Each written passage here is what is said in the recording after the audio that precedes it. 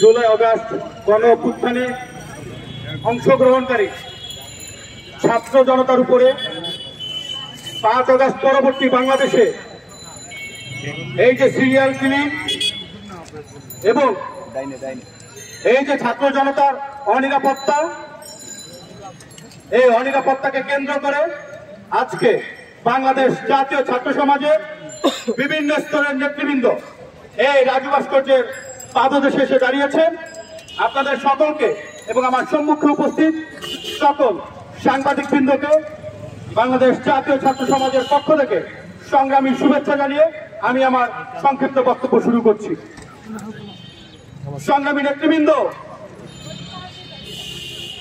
5 আগস্টের আগে আমরা একটি বৈষম্যহীন সমাজ বিনির্মাণের লক্ষ্যে আমরা কয়েক মাসের লাগাতার আন্দোলনের মাধ্যমে 5 আগস্টে এই স্বৈরাচারকে বাংলাদেশের মাটি থেকে বিতাড়িত করার মাধ্যমে এই বাংলাদেশকে কলঙ্ক মুক্ত করতে পেরেছি।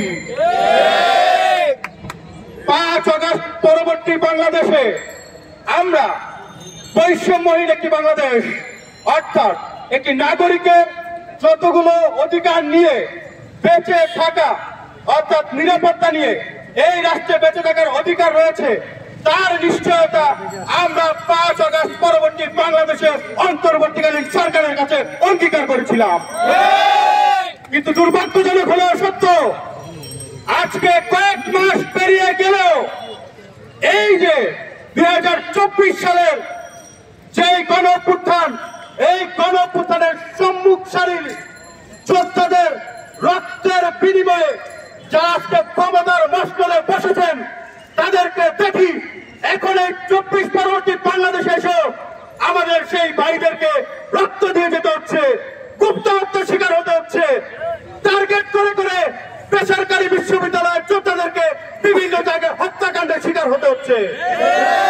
বাংলাদেশ জাতীয় ছাত্র সমাজ এই যে সিরিয়াল কিলিং, এই সিরিয়াল কিলিং এর বিরুদ্ধে জিরো টলারেন্স ঘোষণা করছে এবং আমরা ইউনূস সরকারকে হুঁশিয়ারি দিয়ে বলতে চাই, 24-এ আমরা রক্ত দিয়েছিলাম একটি রক্তপাতহীন ভবিষ্যৎ বাংলাদেশ বিনির্মাণের লক্ষ্যে। আমরা দেখতে পাচ্ছি আপনারা ক্ষমতার মসনদে বসার পরেও আমাদেরকে রক্ত দিয়েই যেতে হচ্ছে। তাহলে আপনাদের ওই চেয়ারে বসে থেকে লাভ কি?